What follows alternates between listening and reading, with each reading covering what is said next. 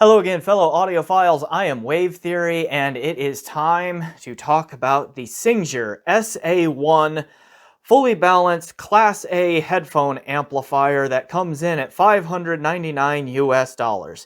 This was sent to me by Apos Audio for review. They have asked nothing in return other than a fair and honest evaluation. And so the link that you will see in the description down below from Apos to buy this product will be an affiliate link. If you should choose to buy this one and are wanting to support the channel, you can click that link and buy this that way, and I will get a few bucks back. Okay? But other than that, Apos Audio has made no attempt to influence my opinion on this piece, so everything you are about to hear is my opinion and my opinion alone. Alright, so let's do shameless self-promotion, and then we will come right back in and dive into the review. Hey, thanks for watching this video. Please remember to hit that like button, and if you haven't, please subscribe.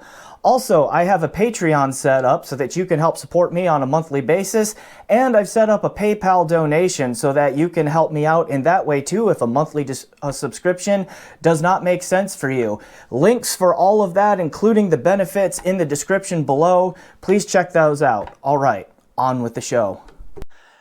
Alright, so the SA-1, what is it? Again, it is a fully balanced Class A headphone amplifier that comes in at $599 US. Singxer specs the power output this as 6,480 milliwatts at 32 ohms. So that is just shy of 6.5 watts per channel at 32 ohms.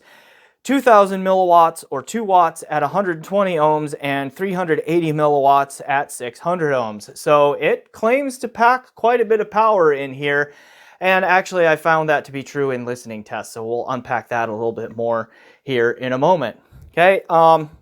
So let's go ahead and do a unit tour. So as I said, this is a Class A amplifier. It is from a Chinese company in Singxer, but breaks from the mold a little bit from Chinese companies and at this price point by not being a measurement chaser. So that is not to say that it measures poorly. It certainly does not. Like, I'm not going to quote all of the specs here, but the THD is very low. Okay, the dynamic range measurement is something like 147 decibels or something like that. So it still measures fairly strongly. It just does not make maximizing measurements according to an audio precision measurement rig or similar device its reason for existence. So what it is just a little bit of a change up in an industry and from a market segment that is just dominated by those measurement chasers. So being a Class A as opposed to a high feedback op-amp based amplifier just makes it a little bit different and a little bit unique in this market segment. Again, from Chinese companies and at this price point. So a fairer comparison is like, this is more like a Lake People amp or a shit amp or something like that. That just it's a different kind of amplifier topology from what you normally find from Chinese companies at this price point. So that makes it pretty interesting and all of that. And so just being a little bit different. And so we will dive into how that translates to sound and all of that here in the course of this review. Let's go ahead and take a unit tour here. So front panel, we've got a volume knob and potentiometer here. It's very smooth, but it has a nice feel to it here. So I think this is well done. Some people, if you have large fingers, might find that the depth that the volume knob sticks out here is not quite enough. But this little divot here, this finger-sized divot, is also a way that you can change the volume here if that's ever an issue for you too. So one thing that I did not notice here with this potentiometer is a channel imbalance. So a lot of smooth turning potentiometers in general, they can have a bit of a channel imbalance at low settings. Did not notice that here, so that's good too. Whatever potentiometer is attached to in here, and I did not find that in the specs, it seems to be a pretty decent one. So then next to that, we have a balanced 4-pin XLR headphone output. We have a 6.35 millimeter / quarter-inch single-ended headphone output, and then we have a 4.4 millimeter balanced Pentacon headphone output there. And then we have 3 switches. So this switch here on the outside here, the far to your left, is just to turn on and off the unit and set it to the preamp output or the headphone amp output. Then next to that, we have input selector, which just selects between the XLR and RCA inputs, which are on the back panel. We'll get to in a moment. And then we have an interesting switch right here, which selects between high Z and low Z, meaning high impedance and low impedance. And this actually gives you 2 settings for output impedance on these outputs here, which is an interesting inclusion in something at this price point and just something you don't see very often.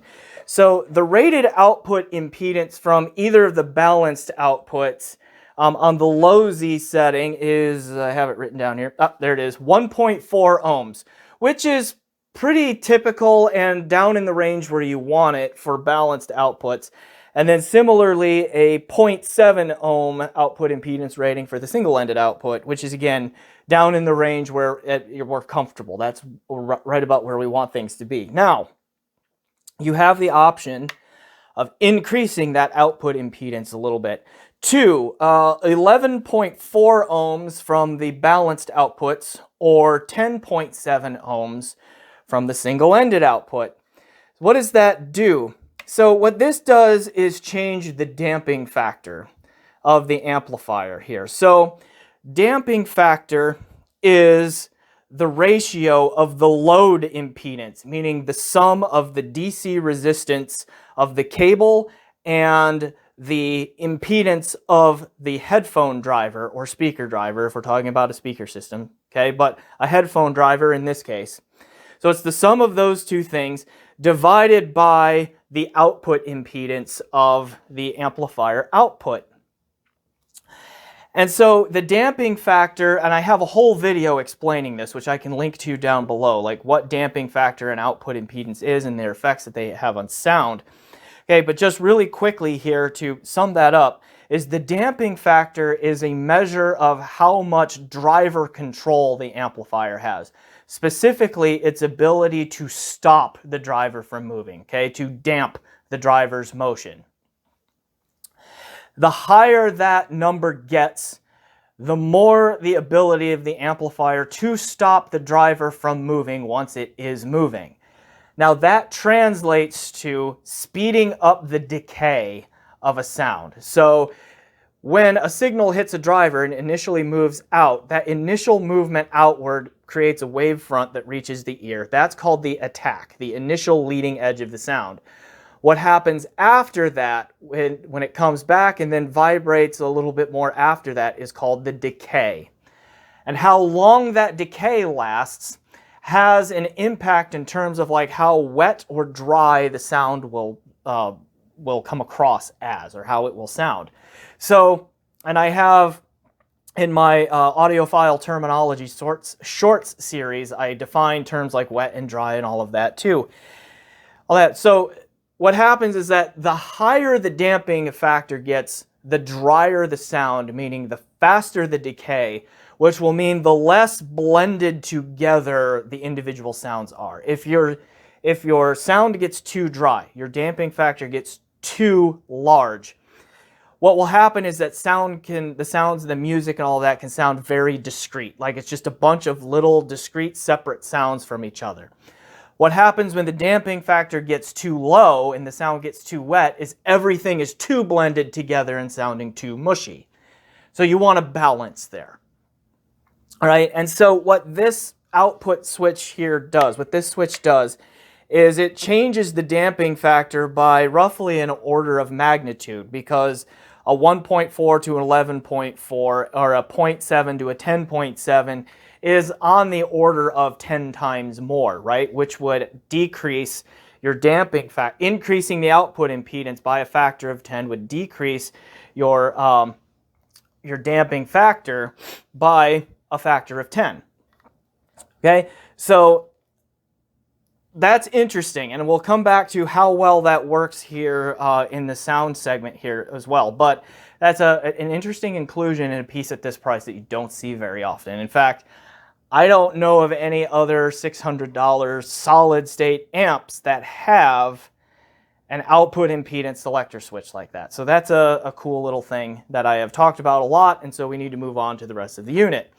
The bottom of this unit is relevant here, which is upside down from this view, but the bottom of the unit is interesting here because we have some dip switches for gain control. Okay, and so we can change some gain settings, high or low, with these switches here. So there are multiple gain stages to work with. All right, here on the bottom. It is a little bit of a pain in the butt that they are on the bottom because that means you have to lift the amplifier up to change them when you want to change gain settings. So it really is kind of a best find the setting that works for you and then just leave it alone for a while, okay, at that point. So that's one thing to keep in mind. All right, back panel. What we see here is power input, master power switch here, and then we have both 3-pin XLR and XLR balanced and single-ended RCA inputs and preamp outputs. Okay, so this can also be a preamplifier as well. Everything fits in a nice aluminum casing. There is a little bit more heft to it than there is on like one of those all op-amp based amplifiers like a topping, but it's still not overly heavy. I think it has a linear switching power supply in it as opposed to toroidal. So keep that in mind as well if that ever matters to you. All right. So with that, let's get into sound. Test gear that I used for this. So 2 DACs, my Schiit Bifrost 2/64, and my Berkeley Alpha Series 2 connected to a Singxer SU2 digital-to-digital converter, which goes USB into my desktop computer. I used a Little Bear switcher box to switch the XLR connections on this because I used pretty much balanced everything for this review. We're using the balanced input and one of the 2 balanced headphone outputs almost exclusively to get the sound of this. I usually do that with balanced devices because at this price, they are made to be balanced. It is not that balanced is inherently better sounding than single-ended. Arguably at the same price points, they are not for reasons, and I have a big write-up about why that is, which I can link to down below. But generally, especially under $1,000 and all of that, when a product is designed to be balanced, that's how it sounds better because that's how it was made to be. All right, so that's how I used it. Okay, headphones that I plugged into this thing. I again tried to use a collection of different types. So low impedance dynamics like the Focal Radiance, and that might have been all for low impedance dynamics this time. Let's see, high impedance dynamics would be the Sennheiser HD6XX, and the Beyerdynamic DT880, which is 600 ohm. Let's see, easy to drive planars like the Hi-Fi Min Ananda Stealth Magnet Edition and the HE1000 SE. Hard to drive planars like the Hi-Fi Min HE6 SE V2 and the Susvara. Okay, so what did I find through all of those? Pretty neutral sound signature. Like a lot of times warmth is associated with Class A amplifiers. I really did not get a sense of warmth much from this one. It just kind of came across as mostly neutral from a sound signature perspective. Okay, so nothing really stood out to me in the frequency spectrum as being too much or too little. Pretty balanced throughout, except maybe at the very top end, the air frequencies are rolled off just slightly, maybe. I thought I heard that a few times, and then other times I didn't. So maybe you will perceive that if you were to listen to this, maybe you won't. So I'm of 2 minds on that one. Haven't made up my mind on that yet, but I will just offer that experience out as something to for you to be aware of if you were to ever buy this and listen to it. The soundstage, because I've had a fair number of $600 amps in lately, what I'm noticing is that there just kind of is a soundstage at this price point. I'm not hearing a whole lot of variance in soundstage size. Why is soundstage size so hard for me to say?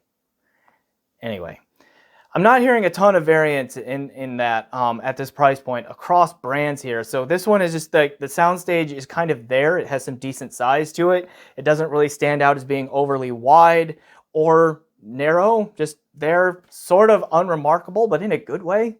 Okay, I would say all of that.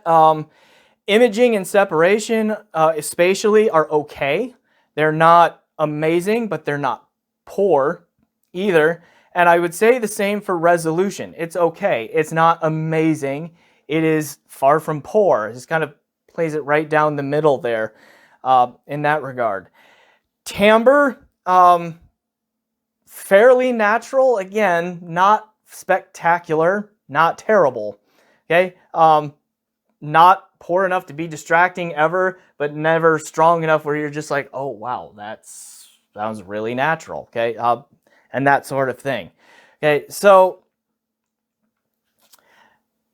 what am I saying here? Like, if it's not coming out, like, what strikes me about this amplifier from a sonic standpoint is just it's not terrible, it's competent, but it never really reaches out and grabs. Like, it's not spectacular in any way. It's just kind of meh.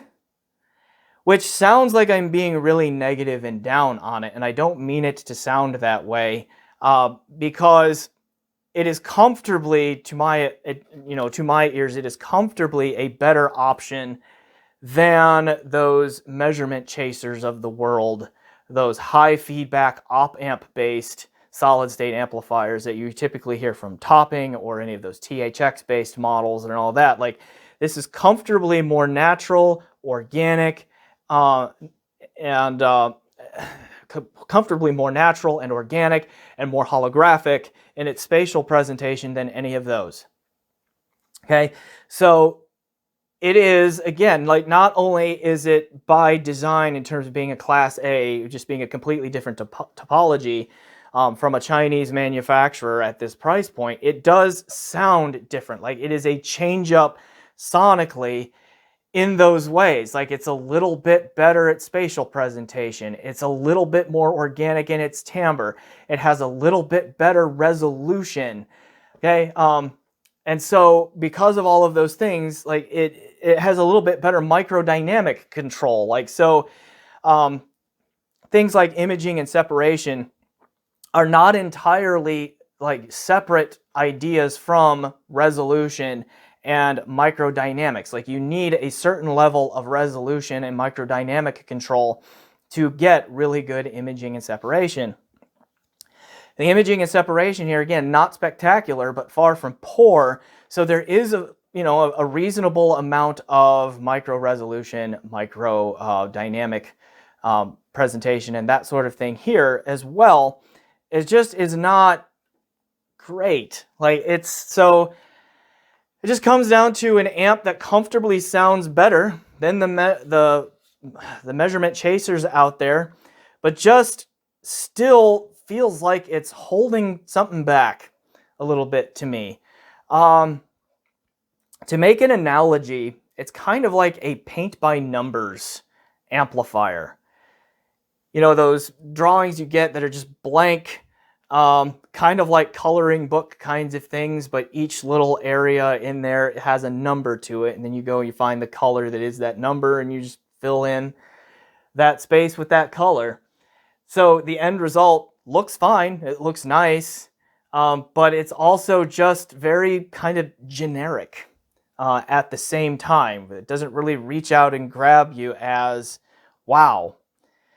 Now here's the thing.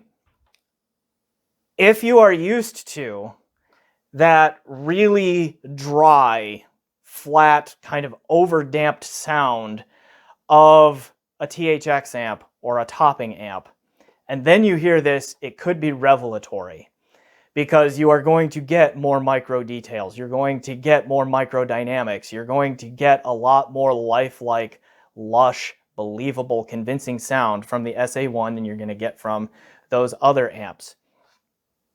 But, and as I will get to in comparisons in the future, it's leaving something on the table in those same ways too. It's just not pulling all of those things out to the level that is possible at this price point.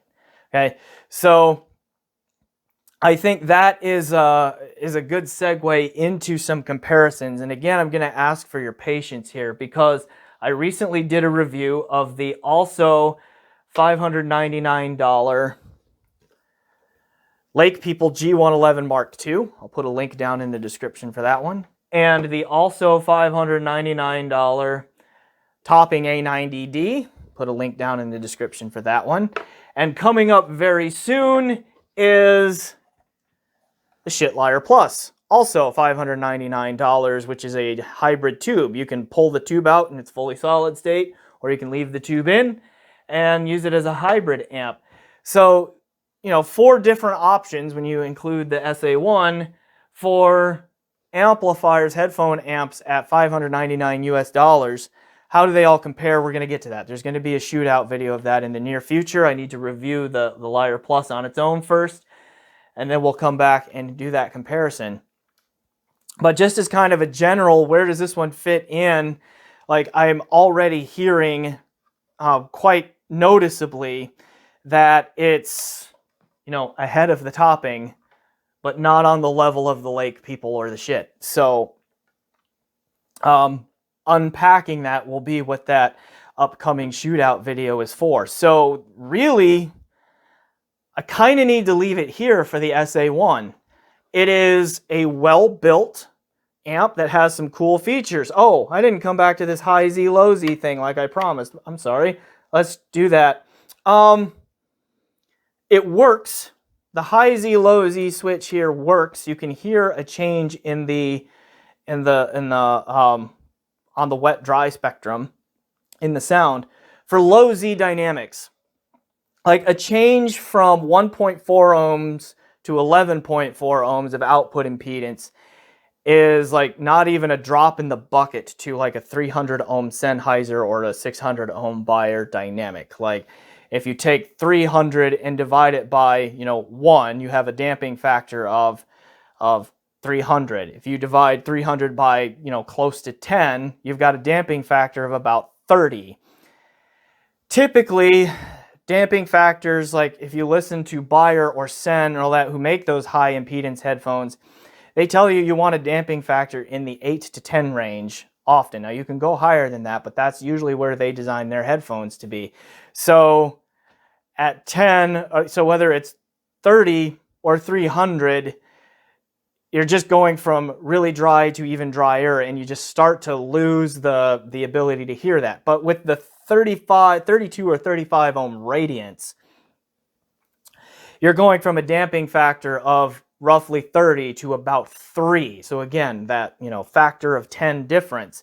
And there you can hear it, where the radiance just has a bit more blended together kind of sound, a wetter sound on the high Z output impedance setting. Now for the radiance, that doesn't really work very well.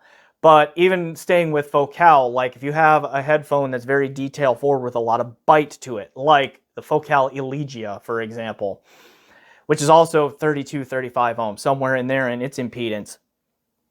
Like then taking some of that or increasing the output impedance and decreasing the damping factor by that factor of 10 might take some of the bite out of the sound, and probably does. I've heard some of the bite taken out of that headphone by changing the output impedance like that. So I imagine a similar effect would happen here. I just don't have an Elegia on hand to try that with. So if you have a low Z headphone that is just a little bit too aggressive for you, then that switch could be helpful. All that on this amplifier. So that's something to consider. Okay, back to summing up this amplifier. It's just it's just meh. It's really not terrible. It produces a mostly listenable and enjoyable sound. It just is kind of a paint by numbers kind of sound. It's just, you hear the term like it has no soul or lifeless in an amplifier, and those are just really vague and nebulous terms, I think.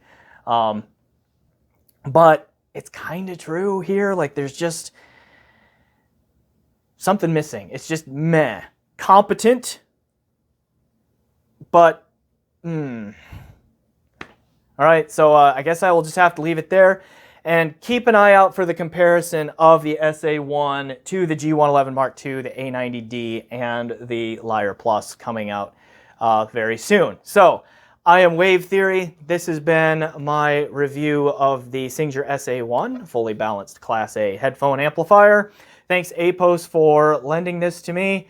You rock. So to the audience, the link in the description will be an affiliate link for this, but otherwise, please remember to like, subscribe, check out my PayPal where you can make a one-time donation to help me keep doing this. Check out my Patreon where you can also help me keep doing this and also get some cool benefits to go along with it. And as always, enjoy the music.